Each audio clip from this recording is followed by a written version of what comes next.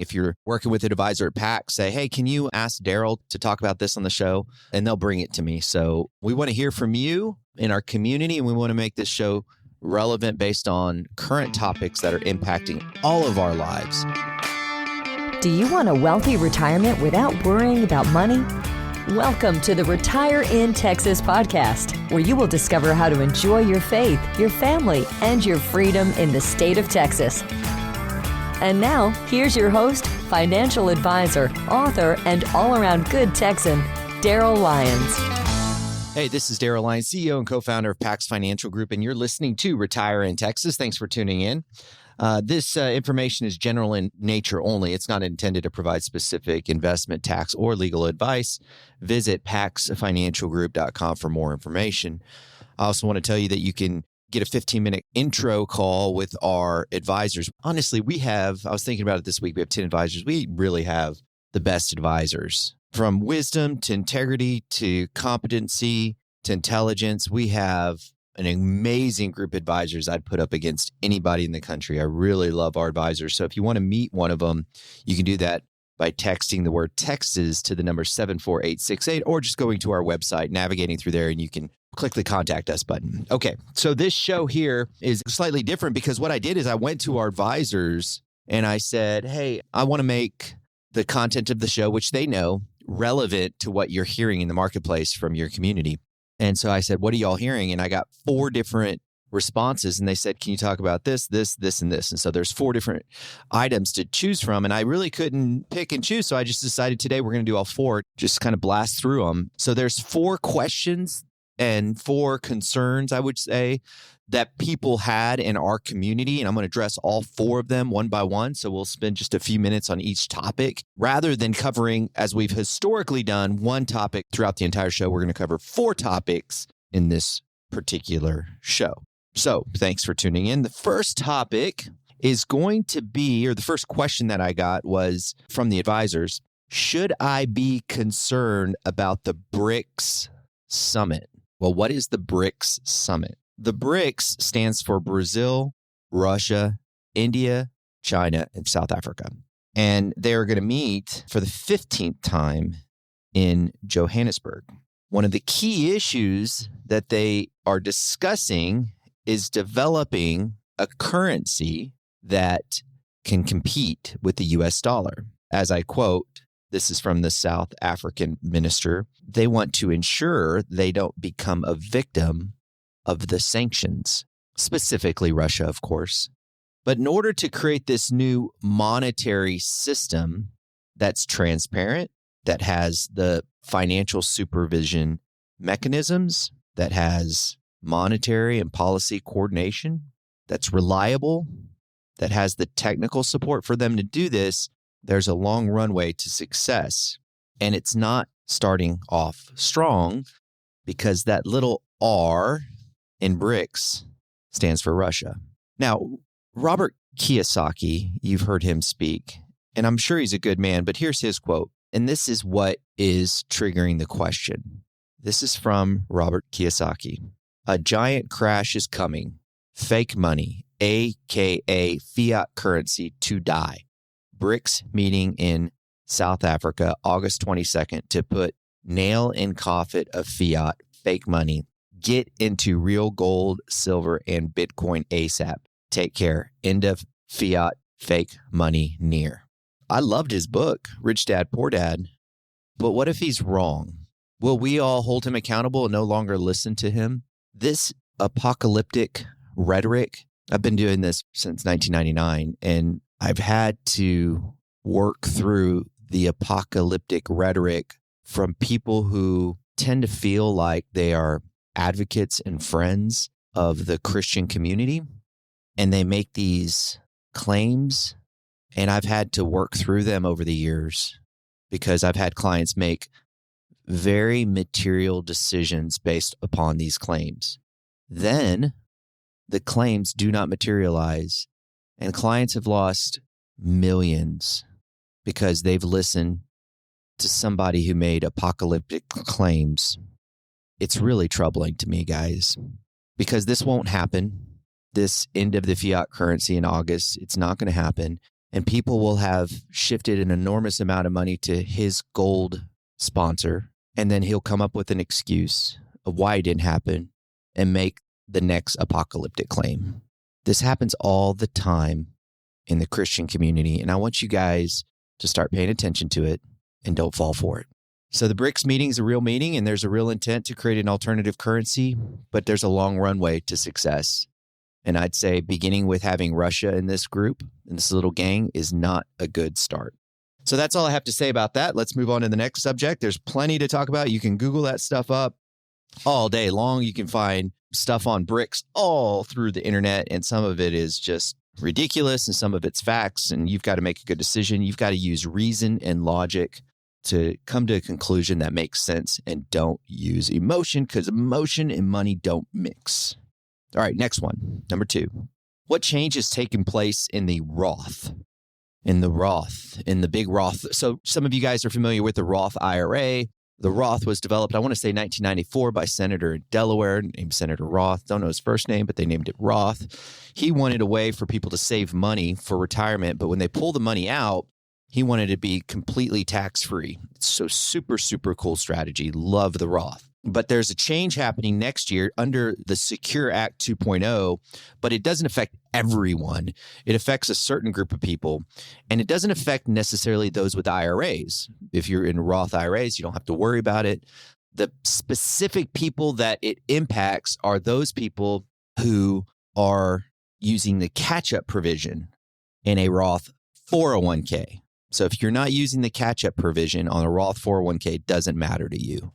The catch-up provision is only for those that are over 50. And so for some peculiar reason, under Secure Act 2.0, I mean, I could suggest the reason. It's not difficult to extrapolate the rationale. But the reality is that next year, if you're over 50 and you have a 401k, the last component of this is if you have wages, very specific wages, over $144,000, you cannot do a catch-up of $7,500. It's a $7,500 catch-up provision into a traditional 401k. Okay, did you catch all that? That's a lot. Maybe you have to rewind it. But again, if it matters to you, you'll rewind. If it doesn't matter to you, you'll just keep going. But just know that you will not, for those that are over 50, doing a 401k contribution to their Roth 401k, your catch up for next year, if you make over $145,000 in wages, it can't be to a Roth. There's a few little nuances there. You can look that up on your own, but it's just a weird thing. And if I were to tell you why it was there, because the Roth IRA money is a better taxable situation for those who are in Congress now. They get the revenue immediately because the participant doesn't get to deduct the contribution. So that's the change that's taken place. Number 3, I think this one's interesting. Question about, should I buy Public Square stock? Now, I cannot give advice on stock trading on this show because it's very nuanced recommendations. But there's a bigger picture here that I do want to discuss. This company, Public Square, just went public recently. Here's their values. Very interesting. By the way, I need to frame it up. Their intent is to be a competitor to Amazon. Okay, that's their intent. Here's their values. They want to be the anti-Amazon. We are united in our commitment to freedom and truth. That's what makes us Americans. We will always protect the family unit and celebrate the sanctity of every life. We believe small business and the communities who support them are the backbone of our economy. We believe in the greatness of the nation and will always fight to defend it. Our Constitution is non-negotiable. Government isn't the source of our rights, so it can't take them away. Sounds pretty good. I mean, those values, I think most people would agree with them. But here's where I get a little bit squirrely. Just because a company has values that are aligned with yours does not make it a good investment. And that includes PAX, by the way. Look, you don't come to PAX and say, hey, I really like their values. I'm going to do business with them. That may attract you, but we still have a job to do, and we have to do it with excellence. And falling short of excellence is not acceptable. There was a cell phone company recently that came out that wanted to be a competitor to AT&T, and they claimed themselves to have the same values as this anti-woke conservative mentality, which is great. But they went under because they couldn't get coverage. You're not going to buy a cell phone no matter if the values are 100% aligned with you, if the calls drop all the time. That is the same case with these companies. So here's how I would play this if you're thinking about owning these stocks. It's not limited to Public Square, by the way. I mean, there's companies out there. I've been asked to make private investments in an alternative to YouTube. I passed, and I'm very thankful I passed on that private investment. But you've got Getter and Truth Social and Rumble all out there. Be very careful here. They're still startups. They're competing with giants. And the runway to success is a very challenging one. So the people that are investing in these, I've met them, they're investing with dollars they're willing to lose. Do not make that mistake. If you're going to consider these companies, be a user way long before you're an investor. So if you're thinking of, I want Public Square stock, go on there, start using it, become comfortable with the community and the resources and the tools, give it a year. And then if you do invest, just know you could lose that money. I want to support these companies that are innovative, that are trying cool things, that are aligned with my value. I do want to invest in those companies, but not to the extent that I'm going to lose capital. I've worked too hard for it, and you have as well. So there's my commentary on just in general. I don't have an advice recommendation on these companies, but that should be your attitude as you approach a emerging trend of companies that are growing to compete with what has come out of Silicon Valley over the last 10 years. It also makes the case that Christians need to start taking risks and starting businesses that are innovative. That's another show. Okay, so we're rounding out here. Last one. This one doesn't apply to everyone, but it's interesting anyways. The TSP, what's the default investment for the TSP? So the TSP is a government program. It's like a 401k, but for the government. And it's good. It's generally low cost. My biggest concern with it is the investment options are very, very limited. So you get a G fund, an F fund, a C fund, an S fund, an I fund, and that's pretty much it. So there's not much variation in the types of strategies that you get to choose from. Very limited on funds that have a letter to it. And the degree of performance is vast between all of them. So a C fund, which stands for common stock fund, is going to have considerable performance difference than that of a G fund.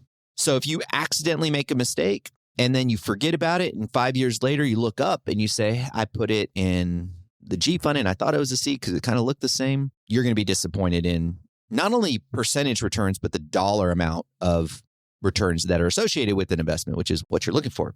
So the default, though, here's what you need to know. If you are a government employee or if you have friends that are government employees, they put it in a lifestyle fund for you if you don't choose. It's also called an L fund.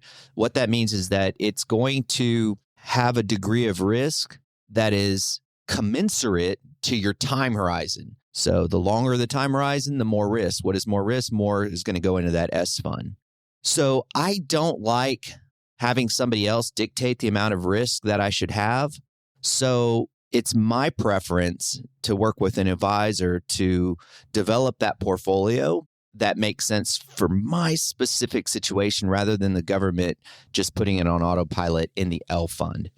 So I do not recommend the L fund as an autopilot. I recommend that you customize it for your specific situation because you may find that the L fund has too much risk or too little risk depending on your circumstances. So the default goes to the L fund. Don't recommend that. I recommend that you do it based on your situation. So just want to make sure that those that are enrolling in the TSP, if you don't make decisions that are personalized, the government will do it for you and they put it in the L fund. And that may not be the right fit for you. So those are the 4 questions today. I had a lot of fun doing this and maybe we do 4 again or 3 again. I'll ask the advisor team what questions they're getting. If you're working with an advisor at PAX, say, hey, can you ask Daryl to talk about this on the show? And they'll bring it to me. So we want to hear from you in our community and we want to make this show relevant based on current topics that are impacting all of our lives. You know, I come at this with a bias that's rooted in my faith. I have a bias that's rooted in hope, and I make sure that I don't overwhelm you with numbers. That's the way I approach this podcast. So thanks for listening. Thanks for tuning in. And remember, you think different when you think long-term. Have a great day.